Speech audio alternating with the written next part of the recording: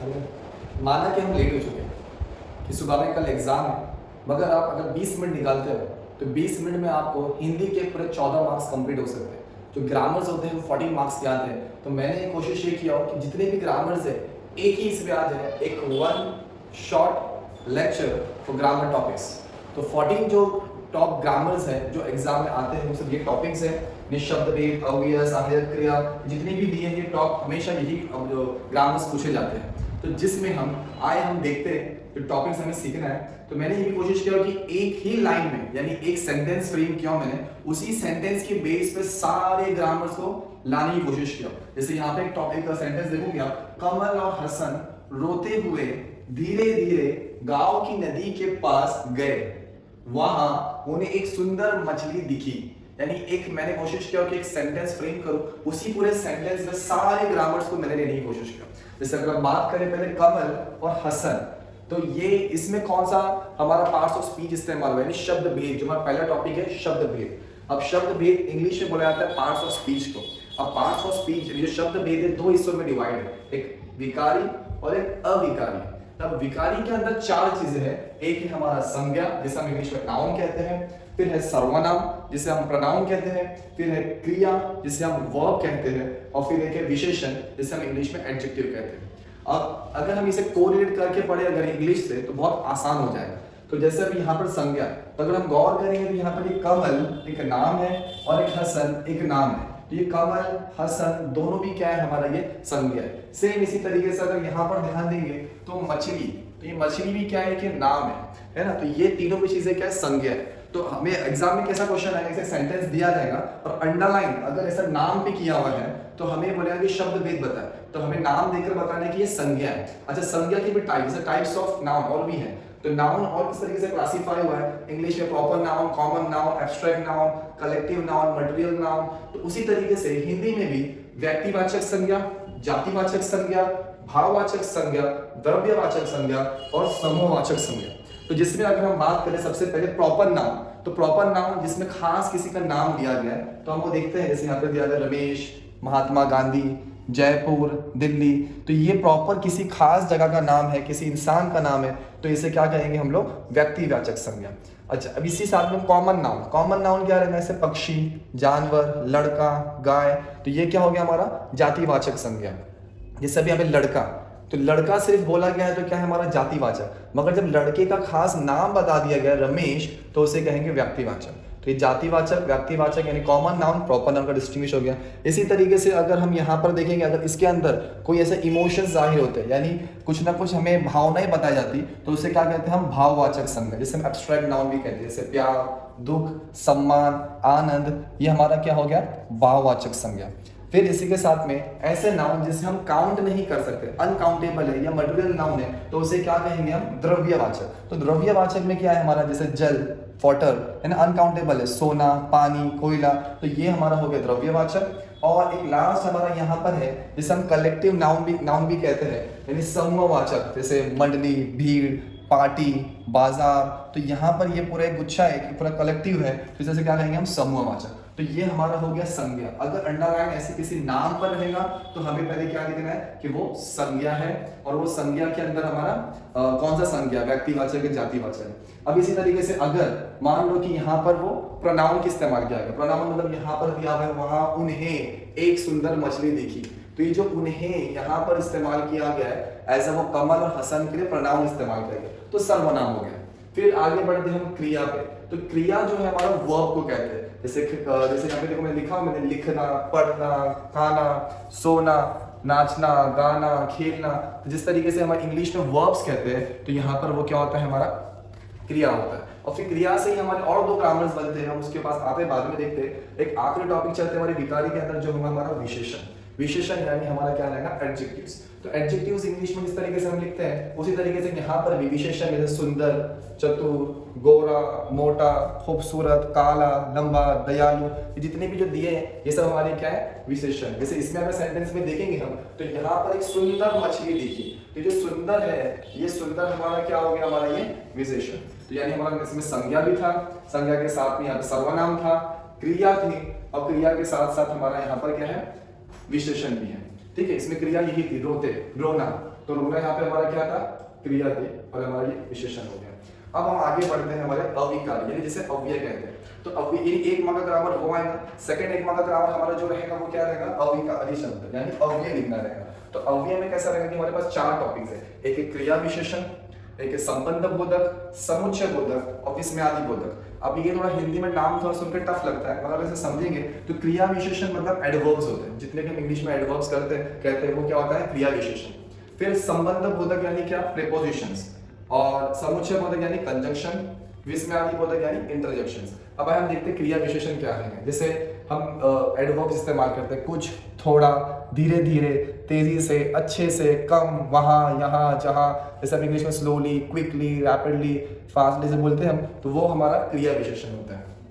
इसी तरीके से जैसे यहाँ पर क्रिया विशेषण की बात करें तो यहाँ पर देखिए धीरे धीरे, तो ये जो धीरे धीरे वर्ड इस्तेमाल किया गया है ये हमारा क्या है, क्रिया विशेषण है। अच्छा, अब आगे बढ़ते हैं हम संबंध बोधक यानी प्रीपोजिशंस। तो प्रीपोजिशन जैसे हम यूज करते हैं in, out, near, behind, front, near by. जैसे हिंदी में क्या कहते हैं हम, अंदर, बाहर, पास, नजदीक, के पीछे, के सामने, आसपास। तो यहाँ पर उसको बोलेंगे संबंध बोधक। तो जैसे यहाँ पर अगर ध्यान देंगे तो गांव की नदी के पास, तो के पास यहाँ पर दिया हुआ है, तो यानी ये क्या है हमारा संबंध बोधक। ठीक है, अब आगे हम बढ़ते हैं समुच्चय बोधक पे। तो समुच्चय बोधक क्या रहेगा हमारा, जैसे हम इसे कंजंक्शंस भी कहते हैं इंग्लिश में, इसमें बिकॉज, एंड, और, बट, ये जो इस्तेमाल करते हैं। तो जैसे यहाँ पे हिंदी में क्या आएगा, क्योंकि, और, किंतु, परंतु, एव, व, ताकि। तो ये हमारा क्या हो गया, समुच्चय बोधक। तो इसमें से समुच्चय बोधक जो यहाँ पर दिया है, तो यहाँ पर हमने और, अगर हम ध्यान देंगे तो कमल और हसन, तो ये जो और है ये क्या है, कंजंक्शन किया गया है, यानी समुच्चय बोधक किया गया है। ठीक है, अगर और के नीचे अंडरलाइन हो तो। अब विस्मयादि बोधक, विस्मयादि बोधक क्या होगा कि जैसे इंटरजेक्शंस को कहते हैं हम लोग, शाबाश, काश, वाह, अरे, अच्छा, हाय। तो ये जो हम लोग जो एक एक्सक्लेम्ड होते हैं इंटरजेक्शन, वो जो वर्ड्स होता है, तो जैसे अगर मान लो कि यहाँ पर होता है कि उन्होंने एक सुंदर मछली देखी और वो लोग वाह कितनी सुंदर मछली है, तो ये लोग यहाँ तक कहें। ठीक है, तो ये इसी के साथ हमारा हो गया है शब्द भेद, यानी हमारा अगर देखेंगे तो एक टॉपिक हो गया है शब्द भेद, अव्यय, और अब हम आगे मूव करते हैं क्रिया के अंदर दो ग्रामर्स थे, क्रिया से ही ग्रामर बना है, जो हमारा सहायक क्रिया, मूल क्रिया, और प्रथम और द्वितीय प्रेरणात्मक रूप बदलना। तो जिसमें अगर हम बात करें पहले सहायक क्रिया, जैसे अगर हम गौर करेंगे यहाँ पर सहायक क्रिया, तो यहाँ पर आप देखोगे सहायक क्रिया और मूल क्रिया बहुत ही सिंपल एक माह का ग्रामर ही है। जैसे यहाँ पर दिया हुआ है घर को बेच दो, तो हमें बस क्या करना है, जो आखिरी हमारे पास यहाँ पर जो क्रिया दी है दो, वो लिखना है सहायक के अंदर, और ये दो का मूल क्रिया क्या हो जाएगा, देना। ठीक है, दो यहाँ लिख देंगे और देना। बच्चे रेत का घर बनाने में जुट गए, तो ये जो गए जो दिया है आखिरी में, ये होगा हमारा सहायक क्रिया, और ये जो गए सहायक क्रिया का मूल क्रिया क्या बनेगा, जाना। चाहिए सहायक क्रिया, चाहना। ठीक है, तो दो, देना, गए, जाना। तो इसी तरीके से अगर हम यहाँ पर देखेंगे, जैसे यहाँ पर गए, ये हमारा सहायक क्रिया, इसका जाना बनेगा, और दिखी, दिखी भी क्या है हमारा, यहाँ मछली दिखी, तो जो दिखी हमारा ये सहायक क्रिया है, और इसका मूल क्रिया क्या हो जाएगा, देखना। ठीक है, तो इसी के साथ ये हमारा क्रिया के अंदर ये एक ग्रामर था। सेकंड ग्रामर की तरफ चलते हैं। तो सेकंड ग्रामर हमारा क्या है, प्रथम और द्वितीय, यानी यहाँ पे हमें जैसे अगर मूल क्रिया दिया है लिखना, तो लिखना का क्या होगा, लिखाना और लिखवाना, यानी बस हमें एक यहाँ पे अ की मात्रा लगाना है और यहाँ पे वा जोड़ना है। प्रथम में, फर्स्ट में अ की मात्रा जोड़ना है और द्वितीय में वा जोड़ना है। जैसे लिखना का हो जाएगा लिखाना, लिखवाना। भेजना का हो जाएगा भिजाना, भिजवाना। सजना का क्या हो जाएगा, सजाना, सजवाना। ठीक है, और जैसे यहाँ पर रोते था, तो अगर मान लो यहाँ पर रोना होता तो क्या होता है इसका, रोना का रुलाना और रुलवाना, रुलाना और रुलवाना। तो इसी के साथ हमारे और 2 मार्क्स कंप्लीट हो गए, यानी शब्द भेद, अव्यय, सहायक क्रिया और प्रथम द्वितीय। यानी यहाँ पे अगर हम देखेंगे तो हमारे 4 मार्क्स कंफर्म हो चुके हैं, यानी आउट ऑफ 40 4 मार्क्स हमारे कंफर्म इतने इजीली टॉपिक्स पे रहेंगे। अव्यय के अंदर ऐसा भी कह सकता है कि जैसे उसने क्या किया हुआ रहेगा, सिर्फ बोलेगा धीरे से या थोड़ा, तो थोड़े को वर्ड को लेते हुए एक सेंटेंस फ्रेम करना रहेगा। अब आगे बढ़ते हम लोग मुहावरे की तरफ। जो मुहावरे होते हैं हमारे, वो इधर पे हमारे मुहावरे। जैसे मुहावरे 1 मार्क्स के लिए आएंगे, तो जो मुहावरे होते हैं जैसे यहाँ पर दिया है 9 2 11 होना, तो जो 9 2 11 होना यानी इसका मतलब होता है भाग जाना। तो अब यहाँ पर क्वेश्चन इस तरीके से आएगा, पुलिस को देखकर चोर भाग गए। तो ये जो भाग गए के नीचे अंडरलाइन है, अभी हमें इसे हटाकर अभी 2 ऑप्शन दे सकते हैं कि पुलिस को देखकर चोर, ये जैसे भाग गए हटाकर यहाँ पे क्या करना है हमें, 9 2 11 हो गए, बस ये भाग गए हट जाएगा, 9 2 11 यहाँ से देखकर सेम क्वेश्चन में यहाँ पे ये एक ऑप्शन, एक और एक साथ दूसरा ऑप्शन भी दिया रहेगा, दोनों में से आइडेंटिफाई करना कि सेंटेंस के लिए क्या सही है वो यहाँ पर लिखना रहेगा। ठीक है, मुहावरे हो गया। अब मुहावरे के बाद हम बढ़ते हैं विराम चिन्ह पे, यानी यहाँ पे पंक्चुएशन रहेगा। तो विराम चिन्ह कैसा रहेगा कि हमें यहाँ पर इस तरीके से सब पंक्चुएशंस करने के लिए, जैसे हम इंग्लिश में full stop, comma, colon, semicolon कहते हैं, तो उसी तरीके से यहाँ पर पूर्ण विराम, अर्ध विराम, अल्प विराम, प्रश्नवाचक विराम, विस्मयादि बोधक विराम, योजक चिन्ह, तो यहाँ पे इस तरीके से सब विराम चिन्ह दिए होंगे। या तो इसको देखकर उसके नाम लिखना हो सकता है, या तो ऐसा स्टेटमेंट दिया होगा और स्टेटमेंट में हमें पंक्चुएशन करना नहीं, विराम चिन्ह जोड़ना रहेगा। जैसे उन्होंने पूछा ये कौन सा गाँव है, ये क्वेश्चन था, तो अभी हमें यहाँ पे समझना था कि उन्होंने पूछा, यानी ये आस्क करके, तो उन्होंने पूछा कॉमा, तो कॉमा के बाद फिर हमने यहाँ पे जो स्टेटमेंट कही गई है तो उसको ये कौन सा गांव है, ये जो है क्वेश्चन वाला, यानी इसे कहेंगे हम लोग इंट्रोगेटिव जुमला था, तो इसलिए हमने यहाँ पे क्वेश्चन मार्क जोड़े और 2 इन्वर्टेड कॉमास, यानी उदाहरण चिन्ह लगाए और एक प्रश्नवाचक चिन्ह लगाए और साथ में यहाँ पे अल्प विराम लगाए। तो ये इस तरीके से हमारा ये क्या हो गया, विराम चिन्ह। अब विराम चिन्ह के बाद हम आगे बढ़ते हैं यहाँ पर कारक की तरफ। तो ये जो कारक पहचान कर उसका भेद लिखना है, यानी इसमें क्या होगा कि यही सेंटेंस के अंदर हमें देखना है कि ने, को, से, इसमें से कुछ अगर हमारे वर्ड यूज हुए हैं तो हमें देखना है कि उसमें कौन सा कारक है। जैसे यहाँ पर इसको याद करने का आसान तरीका ये है कि कर्ता ने कर्म को करण से संपादन के लिए अपादन से संबंध का की अधिकरण में पर संबोधन है वो अरे। ठीक है, तो ये इस तरीके से आप शॉर्टकट तरीके से याद करें। और जैसे अभी यहाँ पे सेंटेंस दिया, मानू का दूल्हा इधर आ रहा है, मानू का दूल्हा इधर आ रहा है, जैसे यहाँ पे का दिख गया, तो का देखना है हमें कहाँ पर है, का यहाँ पर है, तो ये का क्या है, संबंध। ये संबंध की स्पेलिंग एक्चुअल में इस तरीके से लिखना है, संबंध ऐसा। ठीक है, ये संबंध नहीं, ऐसा संबंध। तो कारक में लिखेंगे का और भेद में लिखेंगे संबंध कारक। जैसे जिस तरीके से अब यहाँ पर देखते हम कि यहाँ पर है गांव की नदी, तो यहाँ पर क्या है, गांव की, तो यहाँ पर देखिए हमने क्या की, किधर पे है, कि इधर है, तो क्या है हमारा ये संबंध है, संबंध कारक है। जैसे अगर इसमें मालूम होता कि हसन ने होता, क्या होता, कमल और हसन ने, तो ने होता, तो ये ने लिखा यहाँ पे, ने किसका है, हमारा कर्ता का, तो यहाँ पे क्या करते हैं हम, कारक में लिखते हैं ने और भेद में आता कर्ता कारक।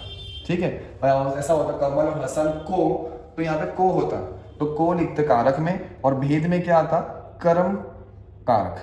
ठीक है, तो इसी के साथ हमारे और भी ग्रामर यानी ये मुहावरे भी हो चुके, कारक भेद भी हो चुका, विराम चिन्ह भी हो चुका। ठीक है, अभी हम आगे बढ़ते हैं हमारे वाक्य के भेद के ऊपर, यानी सिंथेसिस ऑफ सेंटेंस, जिसे हम इंग्लिश में simple, compound and complex sentence कहते हैं। तो इसी तरह सिंपल सेंटेंस को हम क्या कहते हैं, सरल वाक्य, कंपाउंड को क्या कहेंगे हम, संयुक्त वाक्य, और कॉम्प्लेक्स सेंटेंस को कहेंगे मिश्र वाक्य। जैसे अब यहाँ पर समझते हैं, जिसमें एक ही क्रिया होंगी, यानी एक ही मुख्य क्रिया है, वो खेल रही है, सिर्फ एक ही सिंपल क्रिया है, तो उसको कहेंगे सरल वाक्य। अगर उस सेंटेंस में, उस वाक्य के अंदर किंतु, परंतु, लेकिन, और, पर ये वर्ड इस्तेमाल हुए हैं, है ना, यानी 2 क्रिया को जोड़ने के लिए किंतु, परंतु, लेकिन, और, पर का इस्तेमाल किया गया है, तो उसे कहेंगे संयुक्त वाक्य। जैसे बादल आए किंतु बट पानी नहीं बरसा, ये 2 वाक्य को जोड़ने के लिए किंतु का इस्तेमाल किया गया, तो संयुक्त वाक्य। मिश्र वाक्य में क्या होगा कि एक मुख्य क्रिया यानी एक मेन वर्ब होगा और साथ में एक सबऑर्डिनेट क्लॉज होगा, जैसे यहाँ पर क्योंकि, जब, तब, तो, जो, सो, की, इस तरीके से ये वाले वर्ड्स इस्तेमाल होंगे, तो उसे क्या कहेंगे, मिश्र वाक्य। आसान ये है कि कुछ भी नहीं इस्तेमाल किया गया है, सरल वाक्य। किंतु, परंतु, लेकिन, और, पर में से इस्तेमाल किया तो संयुक्त वाक्य। क्योंकि, जब, तब, तो, जो, सो, की इस्तेमाल किया गया है, तो क्या कहेंगे हम लोग, मिश्र वाक्य। जैसे यहाँ पर दिया, मुफ्त में मजदूरी देना हो तो और बात है, तो यहाँ पे तो वर्ड इस्तेमाल करेंगे, तो ये क्या हो गया हमारा मिश्र वाक्य। अब आते हैं हमारा इस तरीके से वचन बदला भी एक ग्रामर है, ये भी आने के चांसेस है। जैसे वचन बदला में लड़का है तो लड़के कर देना है, बस्ता है तो बस्ते कर देना है, लिंग बदला में लड़का, लड़की। ठीक है, शब्द युगम के अंदर कहेंगे माप तोल, ऐसे वर्ड्स दिए रहेंगे आस पास, तो ये भी सब एक मार्क्स के लिए ग्रामर आते हैं कि 1 मार्क्स, 2 मार्क्स, 3, 4, 5, 6, फिर यहाँ के 7 मार्क्स, 8, 9, 10, ये वाला 11 मार्क्स। ठीक है, और ये 2 मार्क्स के लिए आता है, 13 मार्क्स हो गए। जो हमारा मेन और आखिरी टॉपिक है हमारा काल। ठीक है। तो जो काल है हमारा वो 3 टाइप्स में, टेंसेस की बात कर रहे हैं तो 3 तरीके के टेंसेस होते हैं, काल होते हैं, वर्तमान काल, भूतकाल एंड भविष्य काल। तो ये बहुत ही आसान और सिंपल वे में मैंने एक टेबल का एक चार्ट बनाया है। तो ये चार्ट को अगर आप गो थ्रू करेंगे, इसको याद कर लोगे तो बहुत ही आसानी से आप सारे टेंसेस कर लोगे। तो जिस तरीके से ये हम इंग्लिश में लिखते हैं यहाँ पर, ये हमारा होता है सिंपल, ये होता है हमारा कंटिन्यूअस और ये होता है हमारा परफेक्ट इंग्लिश में। तो उसी तरीके से यहाँ पर ये सामान्य वर्तमान काल, सामान्य भूतकाल, सामान्य भविष्य काल, अपूर्ण वर्तमान काल, अपूर्ण भूतकाल, अपूर्ण भविष्य काल, पूर्ण वर्तमान काल, पूर्ण भूतकाल और पूर्ण भविष्य काल। तो इसमें हमें क्या देखना है, सामान्य, इसलिए लॉजिक याद रखें कि सामान्य आया ना तो ता ती थे में से लगाना है, और वर्तमान के लिए यही है और हु, और भूतकाल के लिए था ती थे, और भविष्य के लिए गा गी गे होगा होगी होंगे। इसी में से भविष्य का, चाहे वो सामान्य हो, अपूर्ण हो, अपूर्ण हो, इसी में से इस्तेमाल करना है। सामान्य हो, अपूर्ण हो, पूर्ण हो, भूत के लिए इसी में से इस्तेमाल करना है, सामान्य हो, अपूर्ण हो, पूर्ण हो, वर्तमान के लिए भी इसी में से इस्तेमाल करना है। तो ये तो क्लियर हो गया। अब अगर सामान्य है तो क्या इस्तेमाल करेंगे, ताती थे और साथ में ये जोड़ेंगे, अपूर्ण के लिए रहा रही रहे और ये सब जोड़ेंगे, और पूर्ण के लिए चुका चुकी चुके और ये सब चीजों को जोड़ेंगे इसमें। जैसे एक सेंटेंस दिया मैंने, आदिल खाना खाता है, तो देखिए यहाँ पर क्या है, खाता आ गया और है, तो यानी ये कौन सा सेंटेंस हो गया हमारा, सामान्य वर्तमान काल, ता है सामान्य वर्तमान काल। अब इसे कन्वर्ट करने के लिए कहा कि सामान्य भूतकाल में कर, तो कैसा करेंगे, आदिल खाना खाता, क्योंकि ये लगाएगा हमारा सामान्य के हिसाब से था, और भूतकाल है बोला तो क्या लगने वाला था, तो आदिल खाना खाता था, आदिल खाना खाता था, आदिल खाना खाता था। अब अगर बोला है कि अपूर्ण वर्तमान करें, क्या करें, अपूर्ण वर्तमान, तो रहा रही रही लगाना है, तो बस ये आदिल खाना खाता हट कर क्या लग जाएगा, रहा, लड़का है तो रहा, लड़की तो रही, और अगर दो से ज्यादा, एक से ज्यादा लोग तो क्या कहेंगे, वो रही, तो आदिल खाना खा रहा है। ठीक है, मैं इसी तरीके से सेंटेंस चेंज करता हूँ कि आदिल खाना खाता है, आदिल खाना खा रहा है, आदिल खाना खा चुका है, या आदिल खाना खाया है। फिर भूतकाल के लिए आदिल खाना खाता था, आदिल खाना खा रहा था, या आदिल खाना खा चुका था, या आदिल खाना खाया था। अब भविष्य काल के लिए आदिल खाना खाता होगा, है ना, भविष्य के लिए क्या है, आदिल खाना खाता होगा, या इसके बजाय आप ऐसा बोल सकते हैं कि आदिल खाना खाएगा, आदिल खाना खाएगा। फिर आदिल खाना खा रहा होगा और आदिल खाना खा चुका होगा, तो ये होगा मेल के लिए, होंगी फीमेल के लिए, और होंगे एक से ज्यादा लोगों के लिए। तो इसी के साथ हमारा ये पूरे सारे ग्रामर्स के टॉपिक हो गए।